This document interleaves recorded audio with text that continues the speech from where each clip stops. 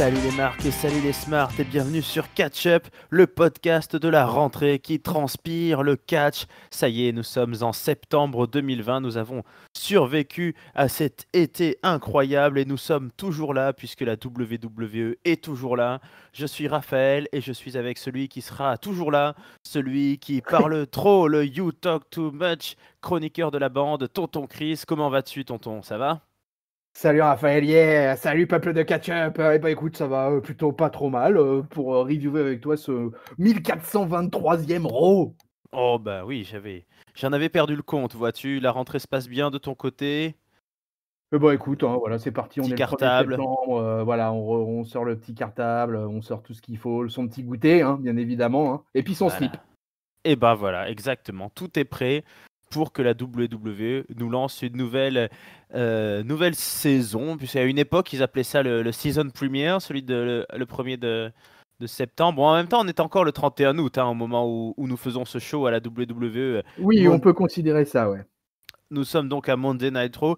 Nous sommes toujours au Thunderdome, Thunderdome. Alors moi, j'ai croyais que c'était juste pour la SummerSlam Week, mais en fait, on y reste a priori, hein, pour un moment. Je sais pas si. Ah, j'ai la sensation que oui, on y reste hein, Ouais, pour un moment. Hein. Effectivement, il y ouais, a des rumeurs parce que la IW, par exemple, a repris des shows du public.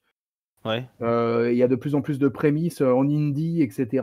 Voilà, au Japon aussi, on a relancé les matchs. Vraiment, voilà. Alors, on utilise des stades de baseball. Il s'avère que les États-Unis sont équipés de stades de baseball. Donc, Oui, s'ils pareil, prennent oui. exemple sur la AEW ou sur les fédés japonaises, effectivement, peut-être qu'à terme, ils vont quitter le Thunderdome. Mais pour l'instant, c'est pas d'actualité. Pour l'instant, on y est toujours.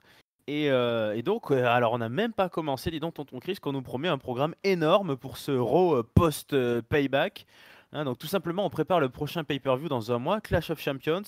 On nous annonce 3 matchs ce soir, 3 single matchs, dont les gagnants se retrouveront plus tard dans la soirée pour un triple threat pour la place de first contender au titre de champion WWE de Drew McIntyre, si lui-même se sera remis de ses mésaventures crâniennes suite aux attaques de Randy Orton. Donc on n'a même pas démarré que déjà on nous dit ouais, ce soir vous allez voir Keith Lee contre Dolph Ziggler, Kevin Owens contre Randy Orton et Dominic Mysterio qui remplace son papa blessé pour affronter Seth Rollins. Alors déjà, est-ce que tu as soulevé les sourcils? Ça t'a un peu étonné tout ça? Sachant que donc les 3 gagnants se réaffrontent après dans la soirée. Ouais, alors j'avais lu le lendemain, ouais, le lendemain payback, en fait, j'avais lu l'histoire de la blessure de Rey Mysterio, quoi, qui a l'air apparemment de pas être un work, qui a l'air d'être une vraie blessure. Donc c'est ça qui a un peu précipité Dominique, quoi. Mais effectivement, comme tu dis, balancer dès le début du show, tout ça, quoi, avec quasiment toutes les stipulations et tout ça, c'était, voilà, on se dit sur le coup, ouh là là, gros, là, il va y avoir un gros contenu. Et il y a des gros matchs finalement. Quand tu regardes l'affiche, tu te dis ouais, il y a de quoi tenir 3 gros matchs là. Ah ouais, ouais, puis même un quatrième après, moi je me suis dit mais on aurait fait un pay-per-view ce redimanche là? Pourquoi il faut se Ouais, bah dépêcher? Mais c'est vrai que c'était cool d'annoncer ce triple menace là en main event. C'était plutôt en tout cas sur l'instant, ça m'a paru un truc sympa. ouais, sur l'instant on avait un programme chargé et on a de suite démarré par Randy Orton qui est arrivé au micro. Randy Orton, il nous parle de ses agissements sur le champion justement. En fait, ce qui lui a pas plu, c'est que Drew McIntyre lui ait accepté un rematch par pitié. Ça, Randy Orton, il veut de la pitié de personne. Du coup, il lui a donné la seule chose que mérite Drew à ses yeux, c'est une fracture de la mâchoire, voilà. Bon, derrière tout ça, Randy nous dit que lui devrait avoir le title shot direct, hein, il a pas besoin il a besoin de rien pour le mériter, mais quand même, il dit ok, je vais jouer le jeu, je vais jouer les règles, je vais battre tout le monde. Euh, il nous joue son petit John Cena là, en nous envoyant un montage photo de toutes ces victimes qui sont ensemble dans une chambre d'hôpital, alors avec Edge, Big Show, Flair, Drew McIntyre, tout ça c'est très drôle, MDR.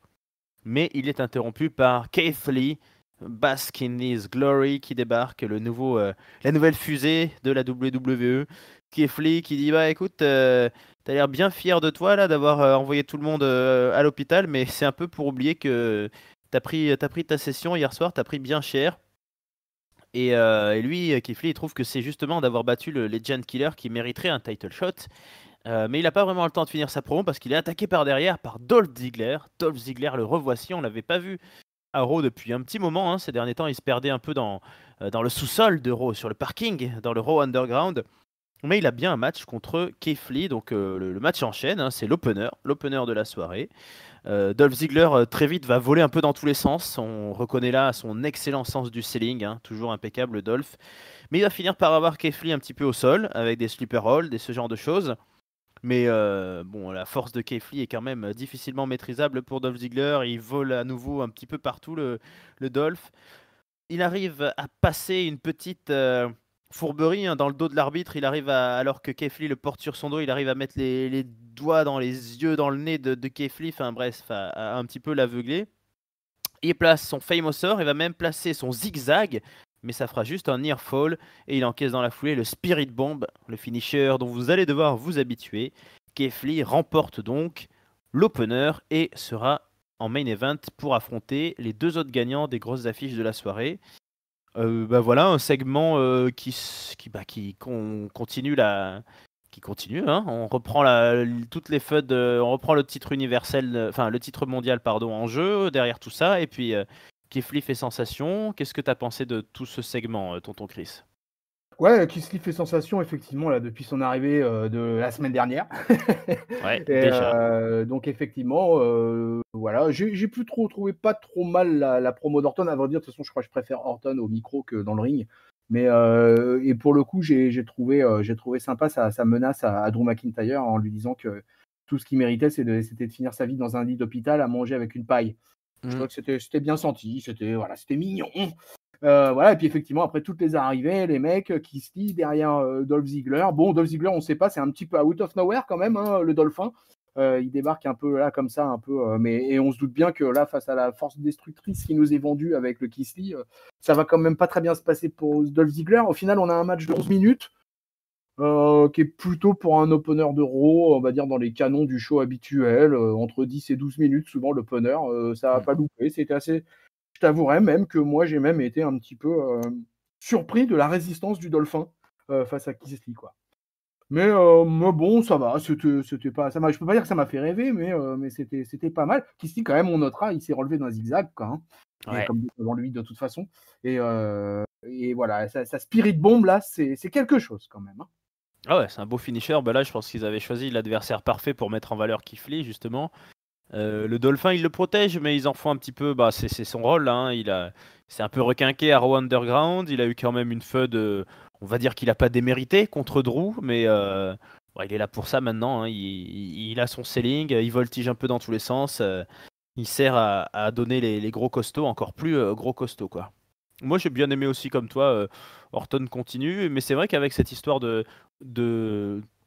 triple match pour un triple threat, honnêtement, je ne savais pas du tout au début du show vers quoi on allait partir pour le titre mondial, si Orton allait changer de feud, allait s'orienter vers une feud contre Keith Lee, si on allait rebattre un petit peu toutes les cartes. Pour moi, honnêtement, rien n'était gagné, hein, ce soir là sur les matchs annoncés. J'avais pas vraiment de pronostic. Bon, enfin, Keith Lee contre Dolph Ziggler, c'était assez évident, mais je veux dire, qui allait devenir first contender à la fin de la soirée, c'était tout. Il y avait plein de possibilités, hein, encore à ce moment-là du show. Oui, oui, c'était encore ouvert. C'était encore ouvert. Mais on va voir qui finira par fermer la porte.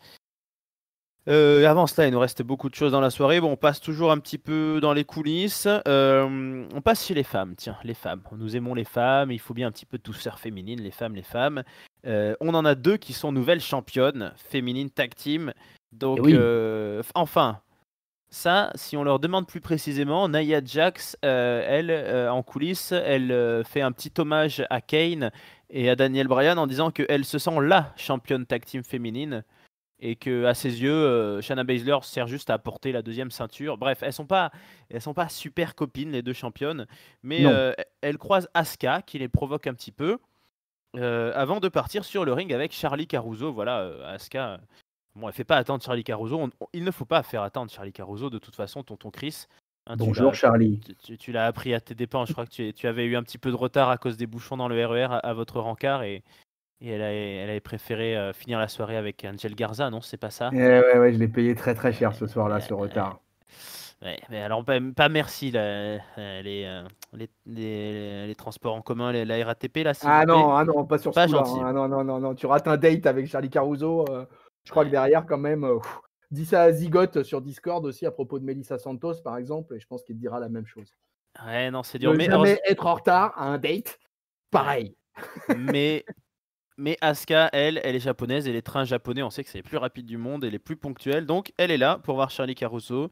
Elle nous dit qu'elle a battu tout le monde, qu'elle est prête elle a battu Becky Lynch, elle a battu Bayley, elle a battu Sasha Banks, etc. Et que quiconque soit la personne ready for Asuka, Asuka, elle est ready for anything, elle est prête pour tout le monde. Était-elle prête à ce qui arrive? Je ne sais pas, c'est Mickie James qui débarque. Ouais. Mickie James, hein, l'ex-Besta d'Alexa Bliss, l'ex qui a tout fait, hein, Mickie James, de toute façon, a tout fait à la WWE. Elle débarque, elle veut ce title shot, mais elle est interrompue par Natalya et Lana, les deux nouvelles amies trending worldwide, #BOAT, best of all time. Tout le monde se met à se mettre sur la gueule et on se retrouve avec un Mickie James contre Lana. Mickie James contre Lana. Voilà l'affiche que nous avons en deuxième match de la soirée. Avec Asuka au commentaire, mais avec un micro qui marche pas. C'était un petit peu con. Bref. Il y a eu un petit souci. Bon, de toute façon, sinon, elle aurait gueulé en japonais. Alors, très rapidement, Lana place une souplex quand même sur Mickie James dans ce match. Mais ensuite, elle va prendre assez vite un big kick et victoire de Mickie James. Voilà. Natalya a l'air un petit peu triste. Et toi, est-ce que tu étais un petit peu triste aussi ou est-ce que tu étais content de cette. Est-ce que Mickie James, Asuka, tu achètes l'affiche? Mickie James, Asuka, alors là je t'avoue que ouais déjà moi je tombais un peu des nues là, tu vois, que ce soit Mickie James qui soit balancé face à Asuka. Là, première grosse surprise, et puis alors après derrière, waouh, le festival quoi. Natalya, Lana, un match, Mickie James versus Lana qui aura duré 2 minutes 30. Ouais, ok, c'est comme ça qu'on attaque avec la division féminine à Rouge cette semaine. Oh bah là, pour une season première, comme tu dis, c'était pas, ça m'a pas vendu du rêve, hein, c'est le moins qu'on puisse dire. Hein. Donc écoute, j'ai pas grand chose à dire de ce segment, ça m'a totalement. J'ai du mal à comprendre pourquoi balancer Mickie James à Asuka, il faut lui donner plus de compète. La nana, elle survole la division féminine. Mickie James, ça me paraît quand même un petit peu gentil. Ok, elle a été 6 fois championne, mais ça commence à dater tout ça. Oui. James, elle est plus toute jeune non plus. Alors bon, elle vient certainement peut-être pour une fête de transition du fait que là, il y a eu un espèce de basculement avec la victoire de Jax et de Baszler dans le titre, dans la title picture de tag team. Donc effectivement, peut-être qu'ils ont besoin là de balancer une feud de transition pour la japonaise. Mais espérons que ça ne soit que ça. Surtout que ça nous oblige à voir Lana sur le ring, mon bon Raphaël, quoi. Et ça, c'est quand même difficile. Mais ça, c'est effectivement le genre de choses qu'on ne pensait pas voir encore de nos jours. Mais comme quoi, on a notre blonde à SmackDown et on a notre blonde sur le ring aussi à Raw. Voilà, on a Lana d'un côté, Mandy de l'autre. Voilà, ça se fight. Bah, je préférerais voir Rousseff avec le Money in the Bank que Otis, mais bon, on choisit pas non plus tout dans la. Moi WWE. aussi. Hein. Moi, il n'y a pas photo. Bon, moi je suis d'accord avec toi. Le problème c'est que Asuka, elle l'a dit au micro, hein, elle a un peu battu tout le monde. Alors là, on va racler une challengeuse qui est, comme tu dis, légitime de son palmarès. Mais bon, c'est comme si Zinedine Zidane voulait revenir jouer au milieu de terrain de l'équipe de France aujourd'hui, quoi. C'est très bien, mais bon, ça fait pas trop rêver, ça fait pas trop de suspense. Non. C'est vrai que Shayna Baszler qui promettait de prendre la gagnante, elle est partie sur autre chose en ce moment. C'est compliqué de toute façon. Moi, je l'ai déjà dit sur le Discord de Catch-Up, auquel je vous invite tous à participer. Je suis pour un très gros draft ou check-up, comme on appelle ça, bientôt, parce que je trouve que c'est prévu. Ouais, c'est prévu chez les tag teams, il va y en avoir un à l'automne. Ouais.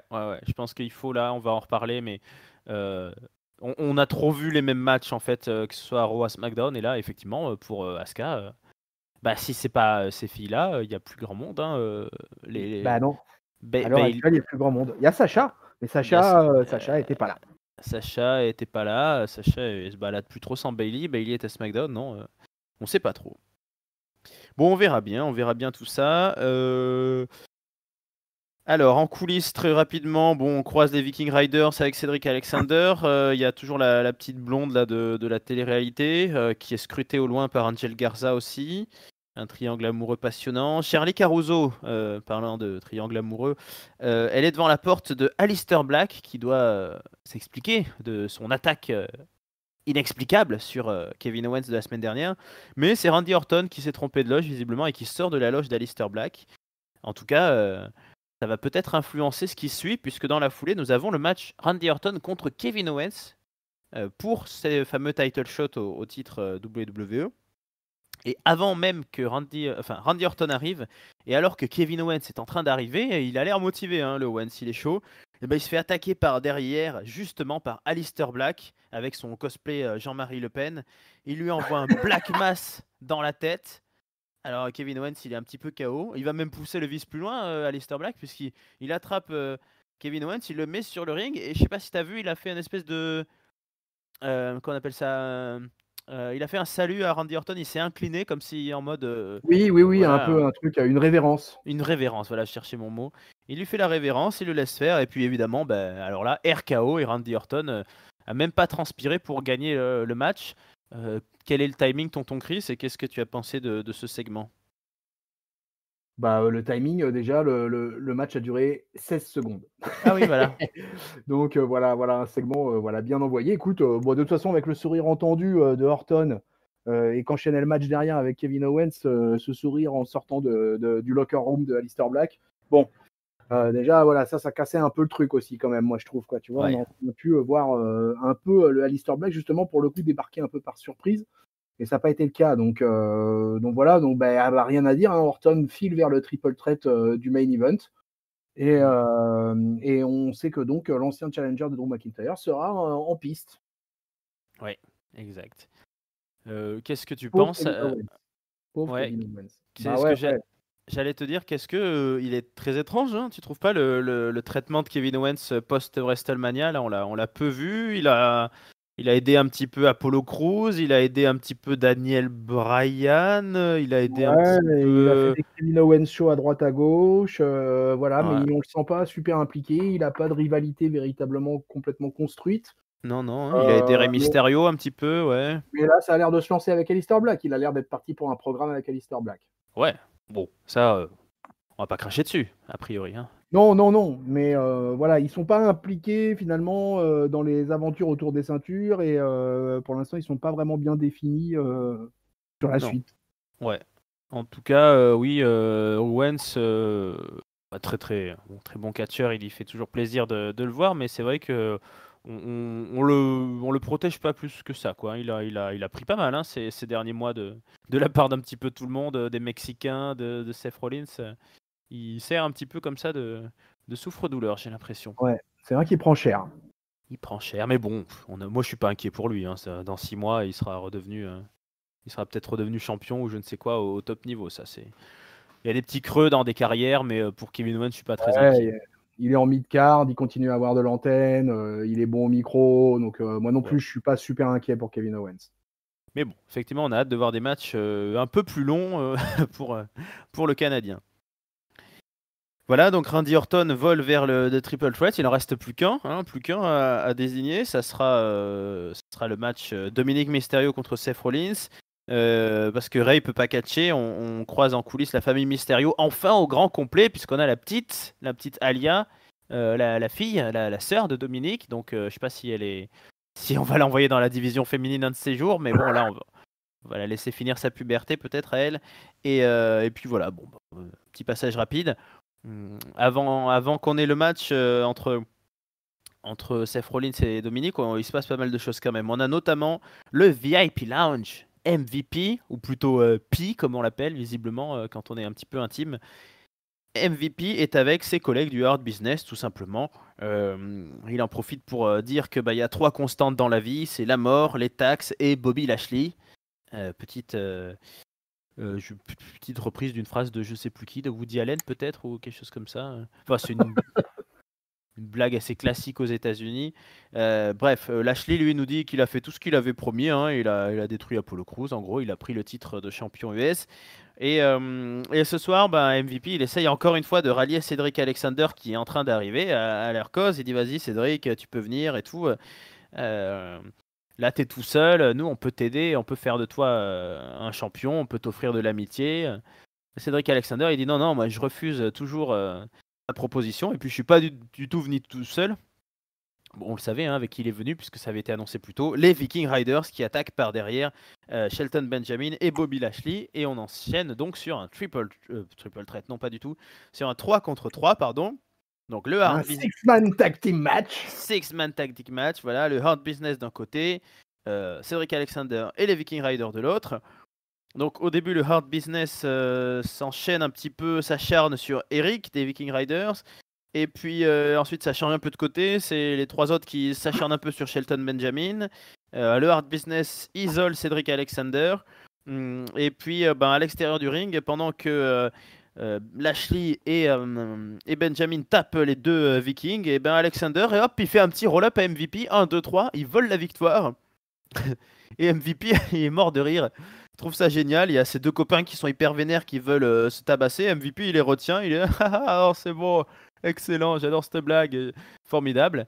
Bon, en fait, il a quand même un petit peu mauvaise puisque la seconde d'après, hein, on voit les trois du hard business en train de tabasser Cedric Alexander en coulisses et aussi Apollo Crews et Ricochet qui passaient par là, qui venaient l'aider. Donc ça continue, il l'a dit, MVP au micro, on n'en a pas fini avec Apollo, tout ça continue. Il y a du monde dans ces histoires-là de mid-card avec les tag teams des uns et des autres, mais qu'est-ce que tu en as pensé? Est-ce que ça te fait plaisir de voir Lashley champion? Est-ce que tout le monde est à sa place ou qu'est-ce que tu penses de ça, Chris?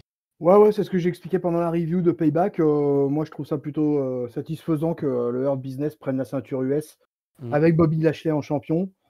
Ça me paraît intéressant pour la suite. Là, c'était un match encore une fois assez court. Hein, ça a duré 6 minutes 20.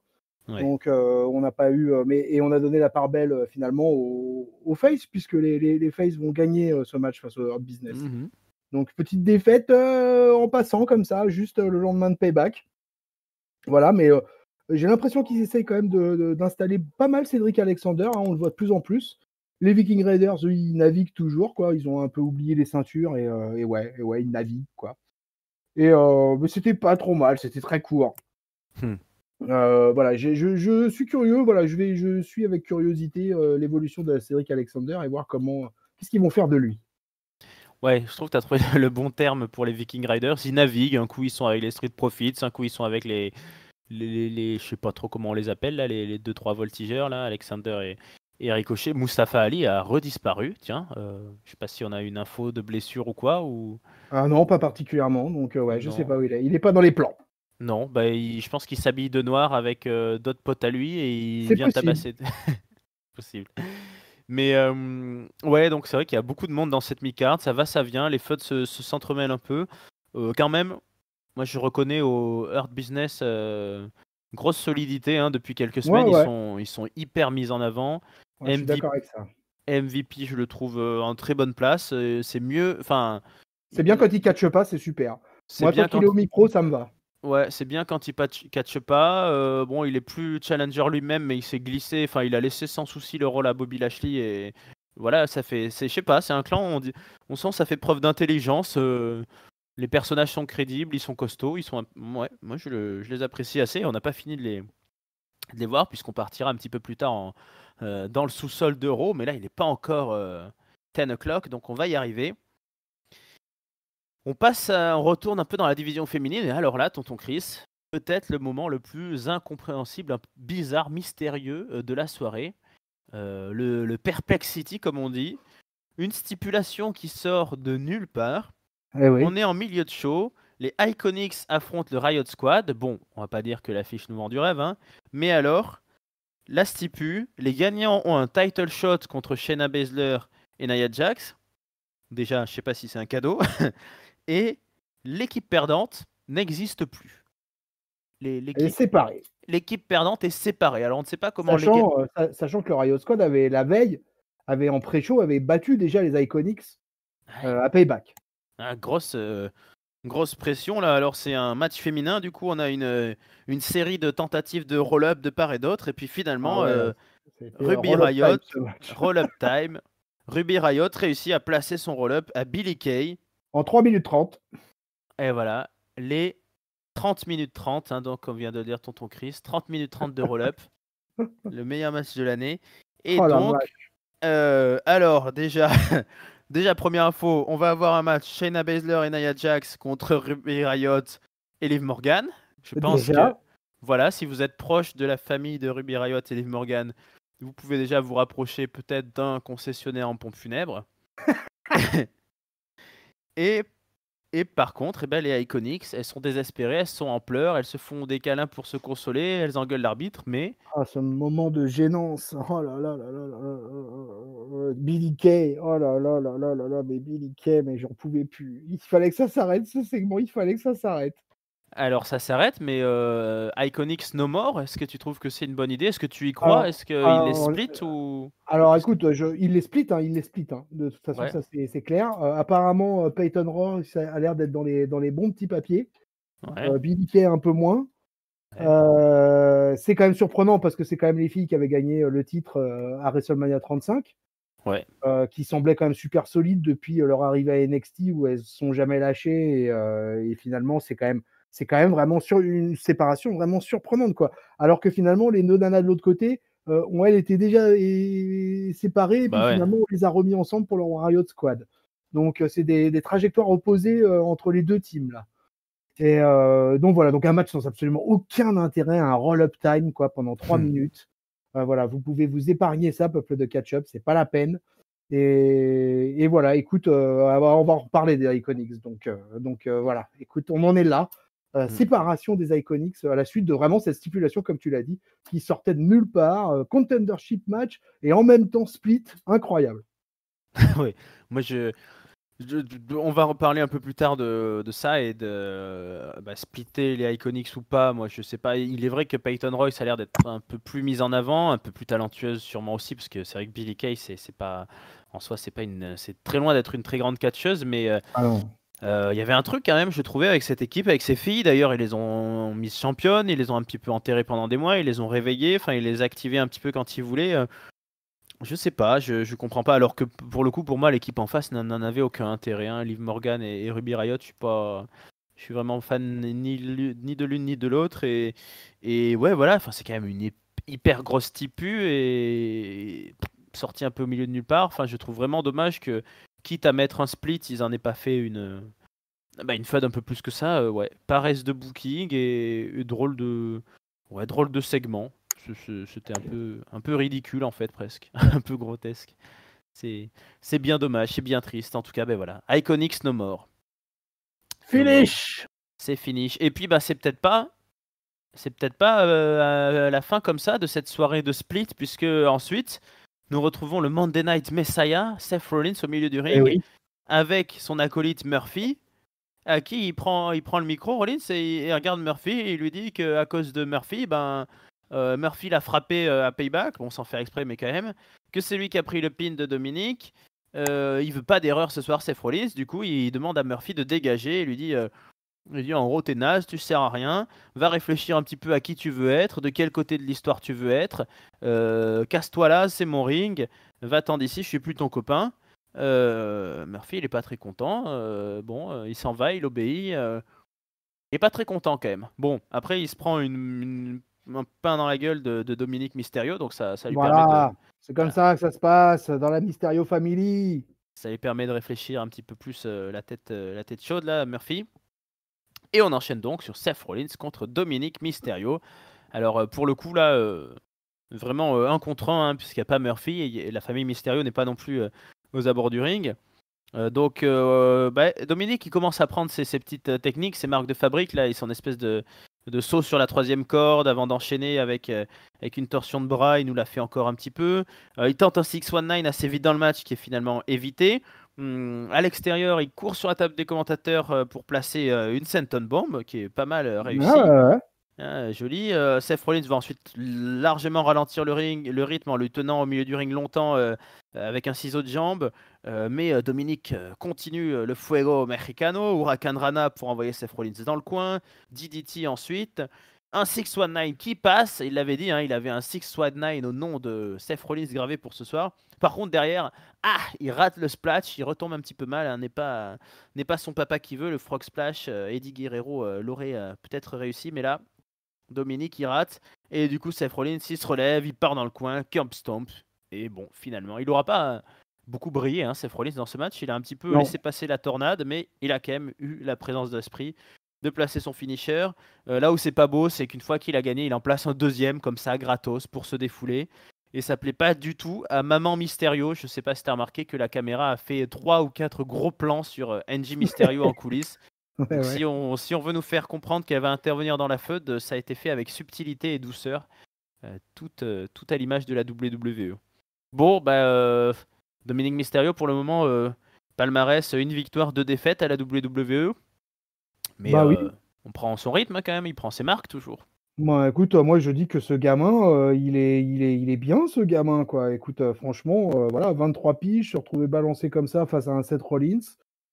Mm. Les 2 matchs qu'il a sortis, alors là, effectivement, il est dans une rivalité un peu exclusive depuis qu'il est arrivé, puisque tout se passe avec le Messiah. Mais bon sang me saurait mentir, quoi. Moi, je trouve que le gamin, il s'en sort super bien entre les cordes et il tente des trucs. Il a l'air d'être assez safe pour ses adversaires partenaires. Moi, je suis plutôt agréablement surpris, hein. Il manque d'épaisseur. Voilà, il va falloir qu'il aille un peu à la salle, tout ça, qu'il prenne de l'épaisseur. Mais sorti de ça, moi, je trouve. Et il lui manque aussi un truc, c'est qu'il lui manque un move, tu vois, vraiment propre à lui sur le finish. Qu'il utilise les signatures moves de Rere et d'Eddie Guerrero, bah ouais, bah voilà, il rend hommage. C'est la tradition des Latinos, en plus, ça, quoi. On reprend les moves du père, de l'oncle, du grand-oncle. Donc il n'y a pas de problème avec ça, mais j'aimerais bien qu'il se définisse un truc à lui, voilà quoi, un truc Dominique Mysterio, quoi qu'il ait un move là. Il est grand en plus, il est assez longiligne, et moi je trouve, je suis vraiment, ouais, vraiment, moi Dominique pour l'instant j'ai pas grand chose à redire sur ce qu'il délivre entre les cordes. Et après le match, il a duré 9 minutes 55. Comme tu l'as dit, Seth Rollins, il a pas mal vendu en fait, il a pas mal vendu, hein, il a fait beaucoup de Ouais. séries Seth Rollins dans ce match-là, mais il finit en méchant heel, pas beau du tout. Et voilà, c'est pour ça qu'il va venir coller son deuxième Kurt Stomp. Et victoire assez logique. Là, je m'attendais pas. J'aurais été vraiment hyper surpris que Dominique sorte une nouvelle victoire. Là, voilà, là, pour le main event, il fait un Seth Rollins, Orton, Kissy. Ça vend du lourd. Pas dégueu comme affiche, effectivement. Non. Bah Un écoute, bon blockbuster pour Raw. Un Ouais, bon ouais. blockbuster. Oh, ça ferait même un beau pay-per-view, hein. Ça aurait pu. Ouais, ouais, un beau match de Ça- pay-per-view aussi, ouais, tout à fait. Ouais. Mais je te rejoins, hein, je participe aux louanges sur Dominique. Je pense que ça viendra à l'histoire d'un finisher qui lui est propre. Il est très appliqué, on peut pas dire le contraire. Moi, je le trouve notamment aussi bon sur le selling d'ailleurs, puisque c'est parfois ce qui fait un peu défaut aux jeunes comme aux vieux. Hein, mais bon, c'est des athlètes, ils s'entraînent beaucoup. C'est vrai qu'enchaîner les prises, c'est toujours une performance, mais c'est vrai que tout ce côté psychologique du selling, c'est pas donné. Et il est crédible, il s'en sort bien. Et là, il est vraiment entré à la WWE par cette porte de la feud en aidant son papa contre Seth Rollins. Je suis vraiment curieux de la suite. Comment ils vont un peu le positionner sur l'échiquier. Là, en 1 contre 1, évidemment, il est inférieur à Seth Rollins.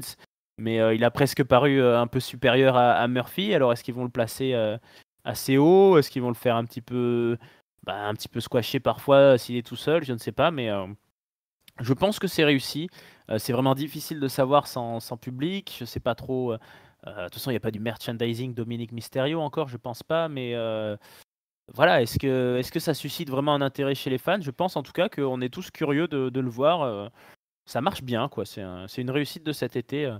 Après, à voir sur le long terme si vraiment il arrive à nous intéresser. Je pense qu'il y aura très probablement une occasion pour lui et son papa d'aller dans la division tag team. Hein. Je pense que ce serait un peu le rêve ultime pour la famille Mysterio d'avoir l'or tag team autour d'eux. Mais Ouais, ça serait beau, ça serait magnifique, ça serait une belle histoire, mon bon ah, Raphaël, ça. bah Alors écoute, là, si les Mysterio chopaient le titre tag team, allez, même une petite semaine à la façon fine entre SummerSlam et Payback, mais franchement, moi, ça m'irait bien. allez, bah écoute, je vais bosser pour ça, tonton Chris. Dominique Ah, Herrera au prochain WrestleMania tag team merci. champ. Voilà.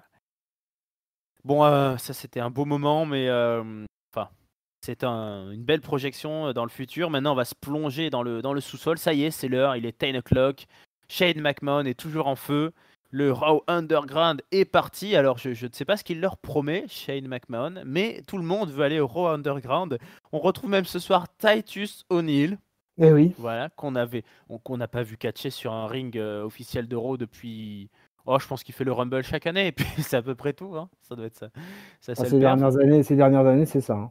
Ouais, donc Titus O'Neil qui arrive, alors lui qui a pourtant l'image du bon père de famille et tout, et ben il vient tabasser un petit peu dans les bas-fonds. Il envoie deux peignes, il gagne 2 matchs, si on peut appeler ça des matchs, très rapidement. Et ensuite, par contre, il y a Riddick Moss qui arrive. Et Riddick Moss, c'est un peu plus délicat, mais Riddick Moss, il est un peu plus vicieux. Il utilise même des low blows et Riddick Moss bat Titus O'Neil.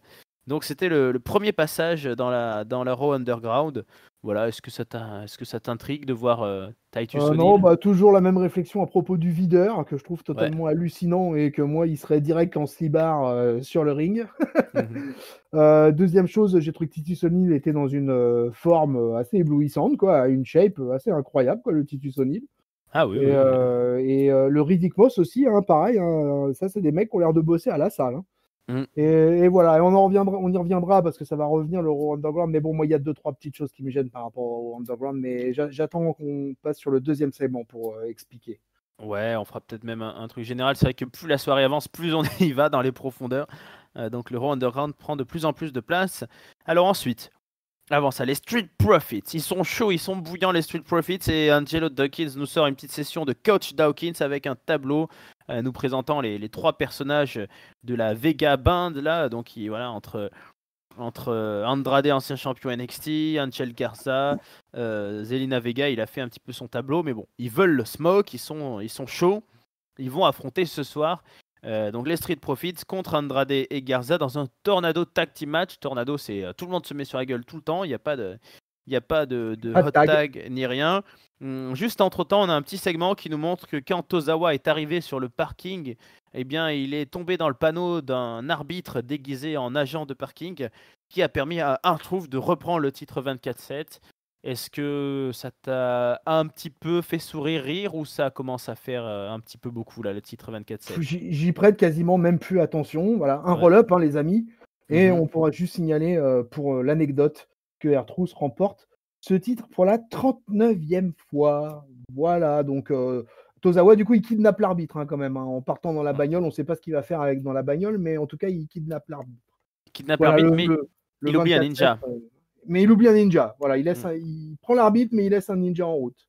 Voilà, le titre 24/7 est complètement dans les bas-fonds. Il est plus underground que le Raw Underground. Ah oui, jolie formule. Non, c'est vrai quoi. C'est-à-dire que de temps en temps, il l'utilise un peu, voilà, pour Shelton Benjamin ou autre, pourquoi pas. Mais c'est vrai qu'en fait, c'est le titre que tout le monde oublie une fois qu'il l'a perdu, sauf R-Truth. C'est-à-dire que Shelton Benjamin l'a eu, maintenant il s'en fout. Cedric Alexander de mémoire l'a eu, il s'en fout aussi. Ah ouais, mais tous ils s'en foutent quoi. Tout le monde s'en fout. Globalement, il y a R-Truth qui s'y intéresse et depuis quelques semaines Akira Tozawa. Ouais, mais c'est pareil. À un moment donné, il passera, il fera comme Drake Maverick ou autre. Au bout d'un moment, il s'arrête de s'intéresser. Il n'y a que R-Truth. Bah écoute, on va le laisser s'amuser avec. Parce que sur le ring, il y a du beau monde là quand même. Street Profits, Andrade, Angel Garza. Il y a moyen que ça envoie fort. Hein. Il y a une grosse session où il y a une avalanche suplex avec Dawkins qui envoie sur le ring les 3 autres. Hein. Puisque tout le monde. Gros spot, ouais.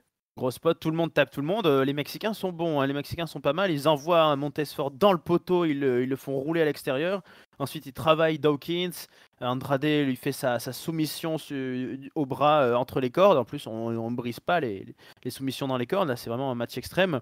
Dawkins, à un moment donné, il se réveille, il met la souplesse à Andrade. Un bulldog. Andrade ensuite reprend le dessus. Avec Garza, il travaille. D'ailleurs. J'avais oublié de préciser, mais il y a la petite blonde, la petite meuf qui regarde le match, puisqu'elle soutient aussi Angel Garza. Donc ils font, tous les deux, ils font un stomp sur Dawkins là, depuis le turnbuckle. Mais tout d'un coup, Montesfort brise le pin, il se réveille, il pète un petit peu les plombs, il envoie tout le monde dehors, il commence à secouer les cordes à la Batista. Mais là, les lumières commencent à s'éteindre, à clignoter. Montesford est un petit peu inquiet. De suite, Angel Garza, n'écoutons que son cœur d'homme sensible, va attraper sa petite blonde et il court hors du ring avec. Et ils ont bien fait parce que Retribution est là. J'avais oublié de signaler qu'on avait vu beaucoup plus tôt dans la soirée, c'était Adam Pearce, je crois, encore une fois, Ouais. avec la sécurité en disant ce soir, il n'y a pas question que Retribution arrive parce que vous êtes payé pour la sécurité, sinon on engage d'autres mecs. Et ben il va falloir engager d'autres mecs parce que Retribution est là. Ils sont nombreux encore une fois, hein. Là, je crois qu'il va falloir arrêter toute théorie de savoir qui est qui parce que ils sont jamais le même nombre. Ils se mettent à tabasser tout le monde. Donc tout le monde, pour rappel, c'est Dawkins, Montesford, Andrade et Zelina Vega qui prend aussi sa petite dose. Et ensuite, ils se barrent, hein, taper tout le monde et partir. Ça vous rappelle peut-être quelque chose. Je ne dis rien de plus, c'est ma théorie, mais voilà. Et du coup, ensuite, la sécurité continue de chercher Retribution, mais c'est un petit peu tard. Voilà, alors paresse de booking parce qu'on savait pas trop comment finir ce match-là, ou qu'est-ce que tu en penses? Est-ce que tu aimes ça, Retribution, ou pas? On sait que notre ami Papy, lui, commence à plus trop aimer.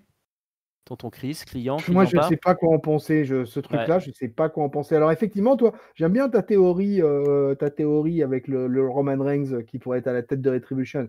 Et ça voudrait être pire que ça, parce que ça voudrait dire en fait que c'est Paul Heyman qui est Mm. à la tête de Retribution. Et ça pourrait être une autre affaire, une espèce d'angle d'invasion à la mode EC-Dub, par exemple. Donc, je sais pas. Après, si tu veux, ce qui est marrant, c'est que. Enfin, ce qui est marrant, je sais pas si c'est marrant, mais le match en lui-même, le Tornado Tag Team, moi j'ai vachement aimé. Ça a duré Mm. 9 minutes 30, mais j'ai trouvé que c'était génial. J'ai trouvé que les mecs étaient à fond. Et j'étais déçu, en fait, quand Montesford s'est mis à secouer les cordes à la Batista ou à la Ultimate Warrior, là. Et c'est à ce moment-là que ça a commencé à déconner avec les lumières et qu'il y a les 10 douzaines, je pense, grosso merdo, je pense qu'ils étaient une douzaine, là, sur ce coup-là, à venir Ouais. attaquer et en mettre à peu près plein la tronche à tout le monde. Bon, voilà, ils arrivent en fin de show quasiment. On n'en sait toujours pas plus. Il n'y a plus beaucoup de réactions. Hein. Tu as vu que maintenant les commentateurs ils s'en foutent. Hein. Ils bougent même plus ils bougent même plus de leur table. Hein. Ah Donc, si, ils se sont barrés, je crois, hein. ah, t'es sûr? T'es sûr Il qu'ils me se sont barrés? semble, il me semble qu'il y a toujours Michael Cole ou je sais plus qui fait Oh, Ah it's ouais? Retribution et ouais, Ah, je crois. j'ai pas fait gaffe, tu vois. Sur le coup, moi Il me j'ai eu semble. l'impression qu'ils n'avaient pas bougé. Enfin bon, bref. Mais si tu veux, là, pour le coup, Retribution, on sait absolument pas où ça va, à quoi ça sert, quelles sont les revendications, Oui. tu vois.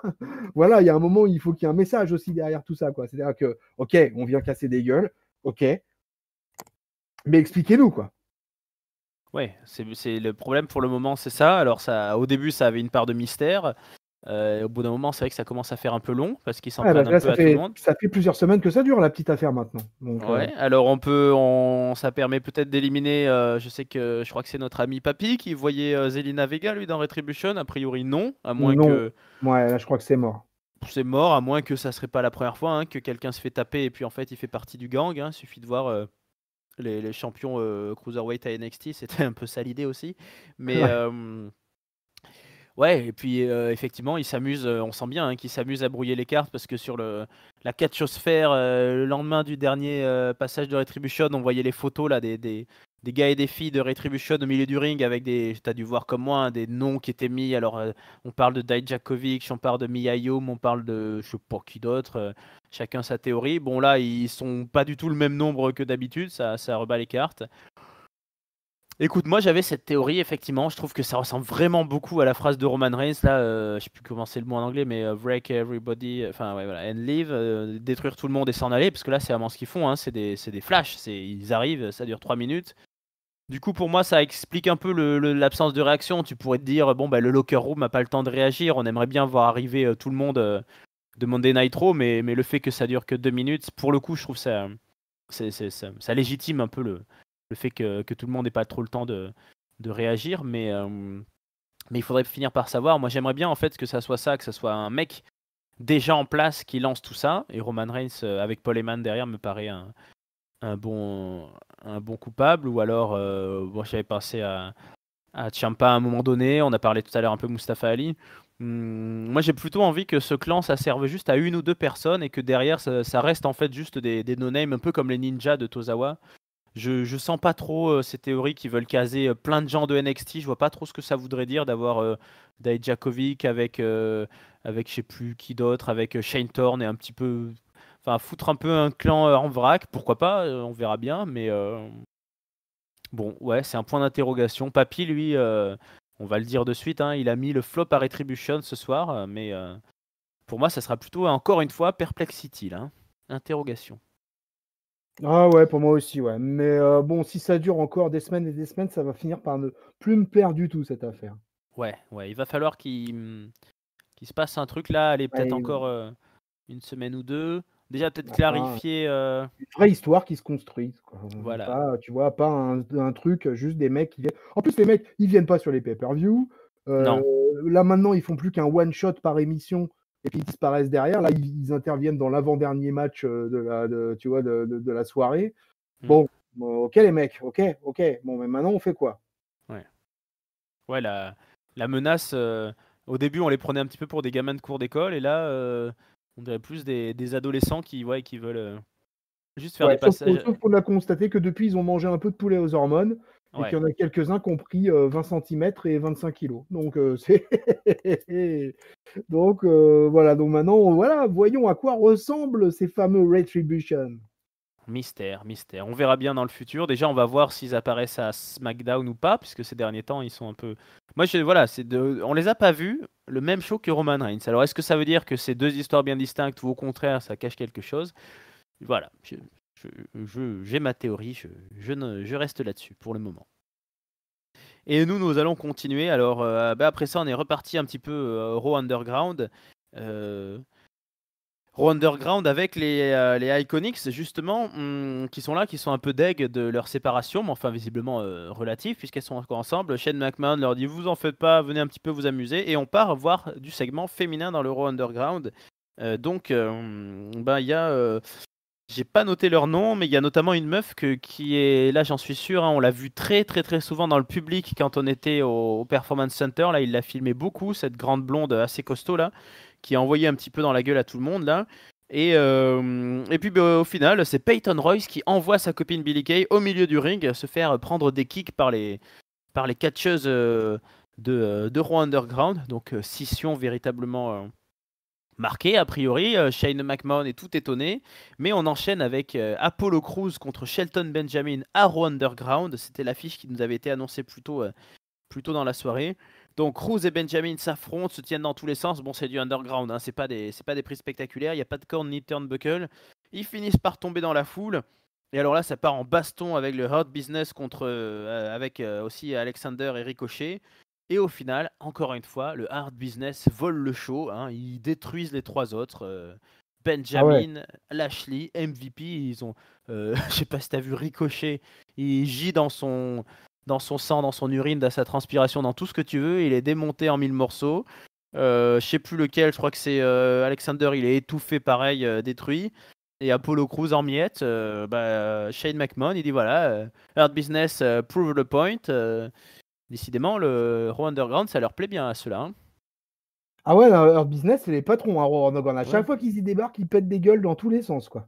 Là, franchement, là, on peut pas la dire là-dessus. Alors voilà, moi, ce qui me pose problème en fait avec le Raw Underground, c'est que le Raw Underground, finalement, ça nous montre du shoot wrestling. Ouais. Et l'arbitre, il y a un arbitre, mais bon, qui sert quasiment à rien. Et c'est Shane McMahon qui dit: ah, stop, il faut arrêter là, attendez, lui, il n'en peut plus, il veut sortez-le du ring, sortez-le du ring. Et ça nous montre du shoot wrestling et ça nous montre quasiment, on nous dit: bah regardez, bah voilà, là, ce qui s'y passe, c'est du vrai, quoi. Donc, sous-entendu, ce qui se passe sur le ring dans l'arena, c'est quoi Mais alors? ouais. Tu vois? Ça me pose un problème sur la conception même là du wrestling en fait. C'est c'est assez compliqué, je trouve, cette histoire de shoot wrestling là. Alors c'est court, à chaque fois c'est des segments assez courts, etc. Où tout le monde se lâche bien et effectivement il y a de la bonne bagarre, mais comme on aime un catch-up, mais ça quand même, je trouve que ça envoie pas un super bon message. Tu vois, et ce qui se passe avec les Iconics aussi là-bas, pour moi, n'envoyait pas non plus un bon message, quoi. Donc je sais pas, t'en penses quoi toi de ça? Je suis un peu d'accord avec toi, moi ça me fait penser à tout ce débat qu'il y avait eu avec Ronda Rousey, hein, quand elle avait commencé sa fameuse et à mon sens justement négative FUD Twitter, où elle disait en gros à Becky Lynch que Becky Lynch elle faisait juste un faux sport avec une prise de soumission qui fait même pas mal, et que voilà, que elle a fait un vrai sport. C'était assez délicat, je trouvais. À la limite, moi tu vois, je peux peut-être comprendre un peu plus parce qu'il y a le côté, c'est pas que c'est du show de wrestling, je vois plutôt le côté, c'est pas les mêmes règles, le fait qu'il y ait pas de cordes, qu'on puisse pas rebondir sur les cordes, prendre appui, enfin pour moi c'est plus que c'est pas les mêmes règles. Moi ce qui me dérange surtout c'est qu'on nous a rien expliqué, c'est-à-dire que un jour on nous a dit bah il y a Shane McMahon qui revient, déjà, bon, il était censé avoir été fired par une défaite contre Kevin Owens, mais bon, c'est le fils du patron, il est fired, il revient quand il veut. Euh, on sait pas trop ce qu'il veut en fait Shane McMahon avec ça.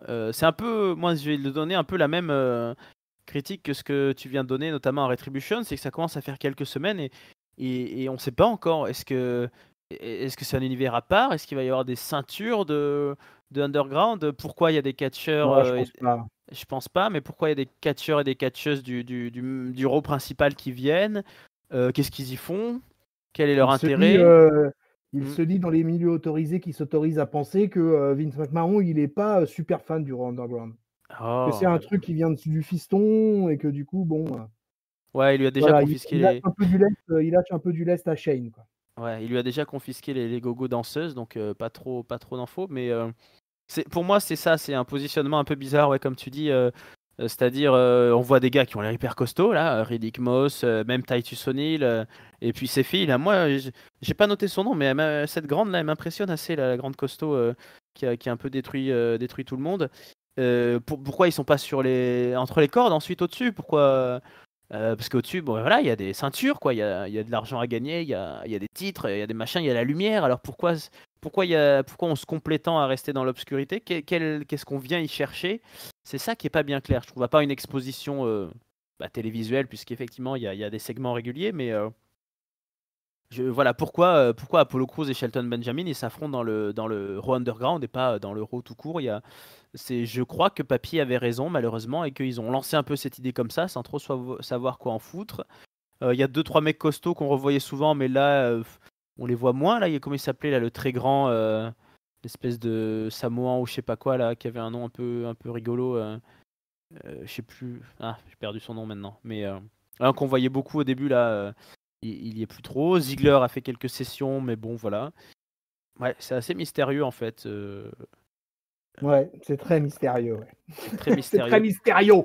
Peut-être qu'un jour on verra Dominique Mysterio dans le Raw Underground, je ne sais pas. Qui sait? Au début, on suit son papa, on va au travail, et puis il y a un mauvais garçon qui nous entraîne, et puis on finit par fumer des cigarettes et tout ça, et puis il va finir à se cogner là dans le Underground. Ah, qui sait, qui sait. Bon, en tout cas, ça sera la fin du Raw Underground pour ce soir. Il ne nous reste plus que le main event. Alors, à ce moment-là, il reste plus beaucoup de temps sur la carte, hein, surtout qu'en coulisses, Angel Garza qui fuyait avec la petite blonde en mode, il lui dit je resterai toujours avec toi pour te protéger. Et ben il croise Retribution et Angel Garza il détale à la vitesse de Speedy Gonzalez, et il laisse la petite blonde toute seule. Mais la petite blonde dont je me retiens pas le nom comme vous l'aurez compris, la petite blonde, ben elle finit par, au début elle est tétanisée, mais les gens de Retribution ils sont un peu tétanisés aussi. Enfin ils ont tabassé un mec de la Sécu et puis finalement ils la laissent un peu s'enfuir sans rien faire quoi, parce que je sais pas, on tape pas les femmes. Si ils l'ont déjà fait, on tape pas les blondes peut-être, mais voilà. En gros je crois qu'ils ont croisé Retribution qui rentrait à la maison, hein, c'est tout, hein. Oui, oui, voilà, ouais, ouais, qui rentrent à la maison et ils ont couru très vite et puis point barre, quoi. Voilà, Il s'est juste rien pour. passé de notable. Il s'est rien passé de notable, juste que Angel Garza défend peut-être pas autant les femmes qu'il le promettait, ce qui nous promet des discussions amoureuses et sentimentales de haute qualité dans les prochains Raw, hein. Mais ça sera pour le prochain Raw. En attendant ce soir, donc, le résultat de tout ce fil rouge de la soirée. Randy Orton affronte Seth Rollins et affronte Keith Lee, Triple Threat pour le title shot, pour le titre mondial pardon, de Drew McIntyre. Donc dès que ça commence, Randy Orton il roule à l'extérieur, il dit démerdez-vous les gars. Alors Seth Rollins il est pas content parce que visiblement ils se sont parlé, il lui dit mais t'avais dit qu'on allait bosser ensemble. Alors Randy Orton il dit ouais j'ai changé d'avis. Seth Rollins il dit comment ça, on change pas d'avis, tu changes pas d'avis comme ça. Mais là il se fait attraper les cheveux par Keith Lee qui l'envoie à l'intérieur du ring, qui le fait voler un petit peu dans tous les sens. Sauf que Randy Orton il en profite, il cherche son ouverture. Finalement Randy Orton et Seth Rollins décident de travailler ensemble. Keith Lee leur envoie un crossbody sur les deux là en passant par-dessus la troisième corde, c'est assez impressionnant. Dehors, Randy Orton fait son classique là, il soulève Keith Lee, il le fait tomber le dos sur la table des commentateurs. Orton et Rollins envoient Keith Lee dans les escaliers. Ensuite, on remonte sur le ring. Randy Orton demande à Seth Rollins, vas-y, viens m'aider. Seth Rollins arrive, boum. Randy Orton lui colle son DDT, les 2 pieds sur la corde. Vintage Orton, on ne fait jamais confiance à une vipère. Qu'est-ce qui arrive ensuite? Orton tente un RKO, mais Seth Rollins le contre en Falcon Arrow. Keith Lee décide que c'est fini les conneries. Il se réveille, il prend Seth Rollins, il l'envoie sur Randy Orton. Il part à l'extérieur du ring, il charge Randy Orton, il nous fait presque un Strowman Express. Ensuite, il envoie Seth Rollins à travers la table des commentateurs. Mais bon, donc ça part un petit peu dans tous les sens. On se retrouve au milieu du ring. Seth Rollins part pour un curb stomp à ce moment-là. Hein, il est en position de gagner, mais il est contré en Spirit Bomb, l'énorme bombe de Keith Lee. Sauf que Randy Orton était en train de ramper à l'extérieur. Il arrive RKO sur Keith Lee, mais étonnamment, il tente le pin sur Seth Rollins et bien lui en prend puisque Randy Orton remporte ce match et devient donc officiellement à nouveau challenger au titre de Drew McIntyre, au titre mondial à Clash of Champions. Alors on pourrait dire tout ça pour ça, hein, finalement on retrouve le challenger qu'on attendait. Est-ce que c'était si attendu que ça? Moi j'étais pas convaincu de cette issue, mais finalement on retombe un peu sur nos pieds. Qu'est-ce que t'en penses? J'étais pas super convaincu non plus. Donc Ouais. j'aurais limite mis une petite pièce sur la victoire de Seth Rollins. Mhm. Donc pour le coup, j'ai été un peu surpris par le finish. Après, je suis un petit peu quand même dubitatif sur le fait de rebalancer Randy Orton dans les pattes de Drew McIntyre. Mais moi, j'espère bien que l'Écossais, il va enfoncer le clou, quoi, à Clash of Champions, quoi, et que là, ça va vraiment se terminer avec un Claymore et non pas comme ça, c'est avec le backslide de la dernière Ouais. fois. Écoute, le match était pas mal, 11 minutes. Court. C'était pas trop mal. C'était pas trop mal pour un number one contender en chip, voilà, en main event d'Euro. Bah, là, je trouve que pour le coup, tu vois, il y avait un effort. Il y avait un line-up quand même qui était vraiment intéressant. Pour moi, il y avait une incertitude dans ce match, donc c'était pas évident que Randy Orton allait gagner. Alors effectivement, je pense que ça va beaucoup couiner du fait que Randy Orton ait de nouveau un title shot. Je pense que ça plaira pas à tout le monde, ça. Mais en même temps, on aurait pu dire la même chose de Seth Rollins, et tu pouvais pas balancer Keith Lee face à Drew McIntyre à cause de l'alignement. Et je pense pas que la WWE a l'intention tout de suite maintenant de balancer Keith Lee en heel. Donc ils veulent surfer sur la vague. Après, ça va, ça fait du gros gabarit dans le ring. Ça fait un main event assez solide pour Raw, je trouve, quoi, tu vois. Pas trop bagel sur ce truc-là. Je trouve que c'était pas mal ficelé. Ouais, alors moi j'ai effectivement été très surpris parce que quand j'ai vu qu'il restait 11 minutes pour le main event, je trouvais ça un peu court, surtout vu Ah, ça, par l'affiche. contre, je suis d'accord avec toi. Oui, effectivement, un triple menace, merde. Pourquoi encore? Alors, ça, ces trucs à SmackDown Hero. Hein. Pourquoi nous faire des matchs de 10-11 minutes là? Hein. Et moi je suis vraiment surpris, en fait, je me suis dit, vu ce qui s'était passé avant, je me suis dit, ah ben, on va réavoir Retribution, quoi. J'étais vraiment, je suis étonné parce que j'étais persuadé qu'on n'aurait pas de catch, en fait, qu'on aurait un passage à tabac général et que ça décalerait cette affiche à la semaine suivante. Au final, bah non, pas du tout. Hein. Retribution à nouveau n'a pas vraiment marqué Raw, en fait, hein, parce qu'ils sont arrivés sur un match vraiment de seconde zone, si on peut dire. Du coup, j'avais une petite question pour toi, parce Ouais. que ça te paraît pas, enfin, le fait que Randy Orton remporte ce match-là, quand même, il est nommé number one contender un mois avant le prochain pay-per-view, qui se passe le 27 septembre, si je me trompe pas. Si, c'est ça. C'est fou ça, hein, qu'il se fasse. C'est-à-dire qu'il va y avoir un mois de booking de weekly pour réactiver une rivalité entre Orton et Drew McIntyre. Mais qu'est-ce qu'ils vont pouvoir se raconter de plus que ce qu'ils se sont déjà tout raconté? Moi, c'est un gros problème qui arrive souvent à la WWE, je trouve. Je ne comprendrai jamais quand les pay-per-view comme ça sont espacés d'un mois. Pourquoi le lendemain d'un pay-per-view, ils veulent le challenger du Ouais. pay-per-view suivant. Pour moi, ce triple threat, il aurait été super bien pour nous vendre l'Euro de la semaine prochaine. Franchement, il donnait 3 minutes de plus à chacun des triple threats là. Et on avait un gros match avec Ziggler, un gros match avec Dominic, un gros match, on aurait fait durer un petit peu plus Owens Orton. Au final, d'ailleurs, le vainqueur de ce soir, c'est logique, hein, c'est celui qui a le moins transpiré dans son premier match de la soirée, parce que Orton, il est arrivé, il avait juste claqué un RKO et il était chaud, alors que Rollins et Keith Lee avaient un petit peu plus douillé. Mais ouais, moi ça m'étonne, surtout que on nous vend Drew comme blessé, on nous vend Drew comme même pas sûr d'être là dans un mois, comme fracture de la tête ou je sais pas quoi. Donc est-ce que Keith Lee va servir à ça? Va tenir la feud entre-temps en mode moi je défends mon pote et tout. C'est assez étonnant, c'est assez étonnant. Je suis pas tout à fait contre le fait que Randy Orton soit à nouveau challenger. Ça me paraît tout à fait logique vu le match de SummerSlam. J'étais même étonné parce que c'est vrai que souvent en septembre-octobre, mais ça sera peut-être pour octobre, alors il y a Hell in a Cell qui est dans les parages. Et j'aurais bien vu cette feud se conclure dans une cage. Hein. J'aimerais bien voir Drew McIntyre dans un Hell in a Cell quand même. Alors je sais pas s'il aura lieu cette année d'ailleurs, sans public. Ça sera peut-être... Ouais, il n'y a pas de raison après tout. Hein. Je sais pas. Ah, il y a peut-être des Ouais, écoute, questions. il n'y a pas de Je raison. sais Ouais, non, non, je pense pas. pas. Ouais, Il ouais.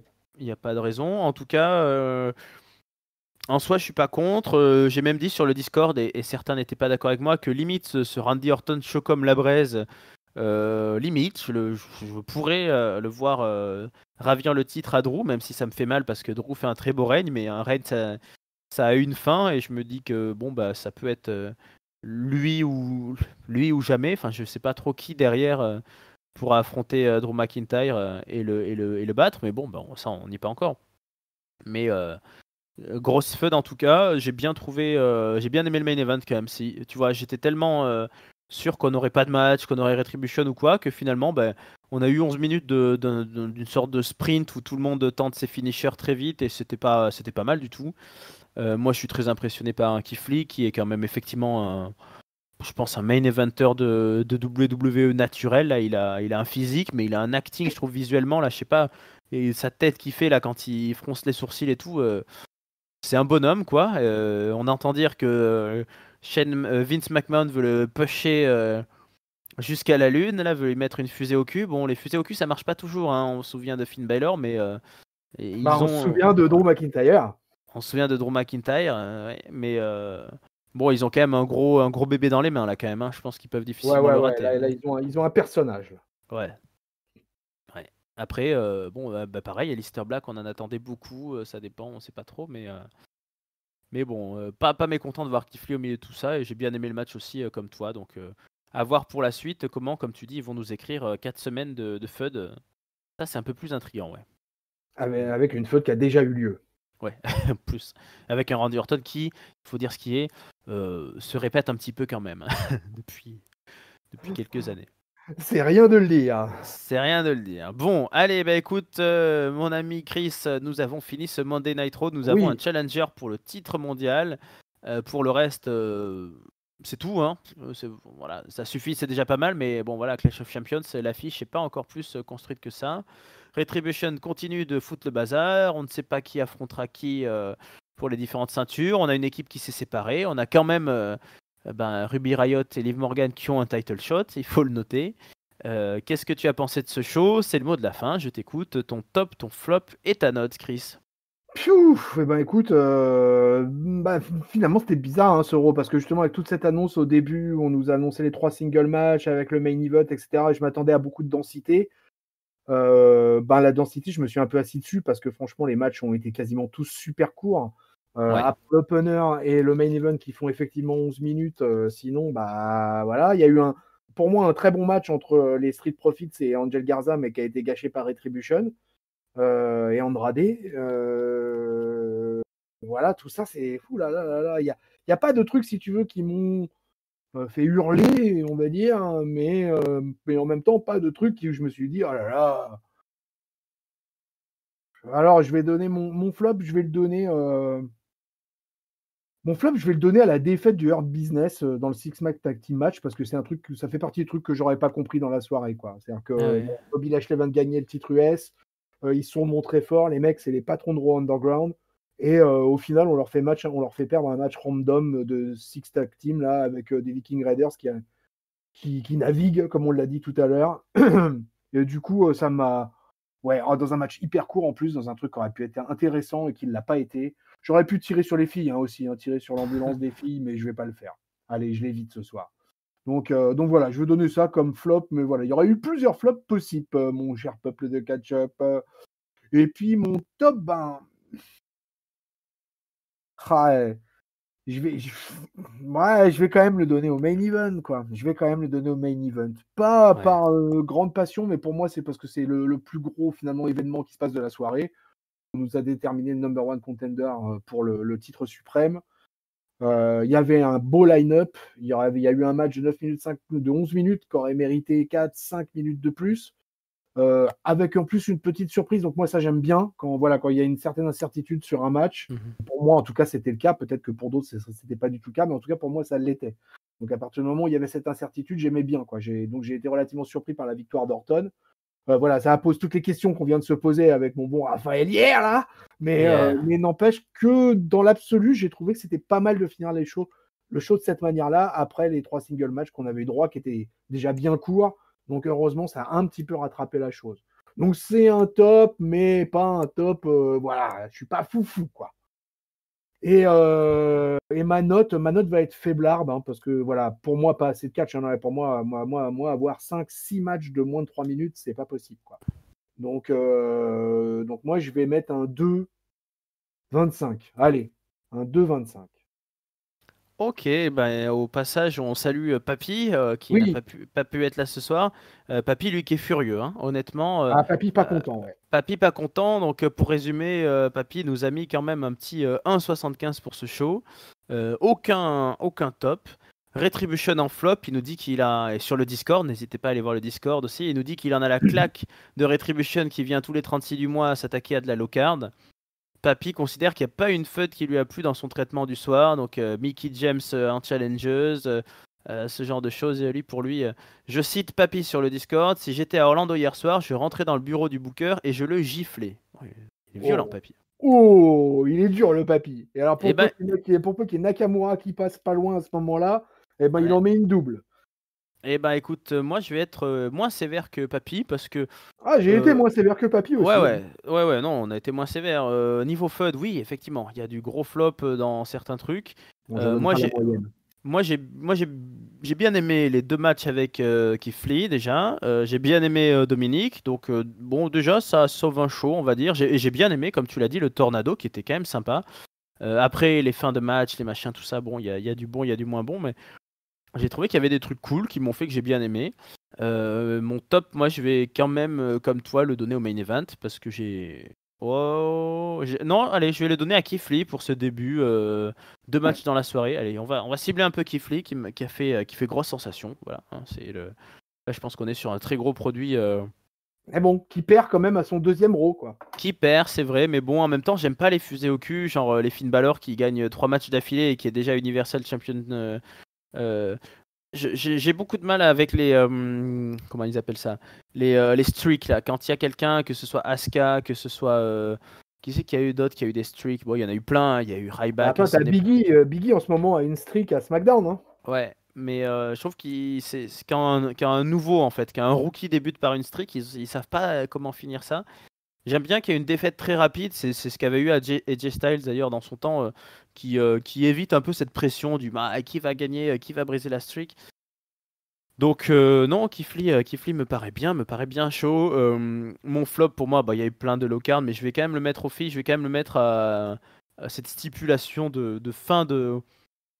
Voilà, on a brisé une tag team qui existe depuis des années et qui est passée par NXT partout. Alors elles sont pas brillantes in ring, je dis pas du tout ça, mais voilà quoi, c'est un peu bizarre, hein. C'est comme si on avait eu la même stipu pour, je sais pas moi, les Lucha House Party ou quelque chose d'un peu comme ça, hein, des low carders mais qu'on voit depuis tout le temps.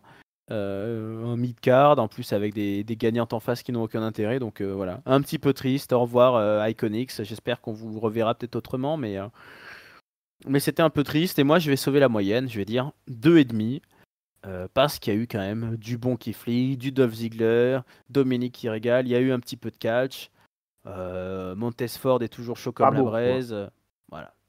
Il y a eu un petit peu de trucs. Mais la moyenne, on va dire la moyenne. Et en espérant mieux pour la prochaine fois. Et bien voilà, j'espère, cher peuple de catch-up, que ça vous a plu d'écouter cette review avec nous. Vous voyez qu'on n'est pas tous d'accord, alors n'hésitez pas à nous laisser votre commentaire, votre avis. Est-ce que vous êtes plutôt Team Papy, très énervé par ce show, Team Raphaël, plutôt moyen, tonton Chris un petit peu moins? Est-ce que entre les deux, entre les deux, qui se cache derrière Retribution d'après vous? Est-ce que ça vous plaît de les voir surgir, casser des gueules et repartir? Est-ce qu'ils vous ennuient maintenant? Est-ce que vous êtes content que Randy Orton soit toujours là ou vous préféreriez voir Keith Lee? Est-ce que vous aimez l'underground? Pour tout ça, vous nous écoutez sur PodCloud, sur iTunes, sur Spotify, sur YouTube pour une version vidéo. N'hésitez pas à nous laisser vos avis, vos commentaires, à liker, à vous abonner, à partager, à podcaster, à nous écouter dans les transports. Pour interagir avec nous, il y a le Facebook, le Twitter, l'Instagram Catch-up CDC et donc, j'en ai fait la promo, le Discord. Voilà, c'est fini pour la promo collective. On est toujours là. Il y a Papy, il y a Tonton Chris, il y a Ringside. Il y a les autres amis qui sont un petit peu moins présents, mais qui travaillent dans l'ombre. On pense à eux. Ils nous font les montages, ils nous bidouillent. L'ami IRM, le patron, l'ami Giscal et tous les autres. Bravo la technique, bravo les billetteurs, bravo les monteurs. Voilà. Bravo à Tonton Chris qui continue à faire des reportages. Je sais que tu fais du You Talk Too Much aussi. Avec des spécialistes de catch. Bientôt. Donc n'hésitez pas à écouter ça. Et puis on reste sur les ondes, SmackDown, Clash of Champions, tout est sur la route. Donc on se dit à très bientôt. Bonne semaine pleine de catch, bonne rentrée. Merci Tonton Chris d'avoir été là pour cette analyse. Merci à toi Raphaël Hier pour cet hosting de qualité. La qualité au-delà de la quantité. Yes, c'est ça, c'est nous, c'est Catch-up. À très bientôt, bonne semaine à tous. Et puis de retour sur Catch-up pour parler du catch et du catch. Ciao tout le monde. Yeah. Salut papy de catch.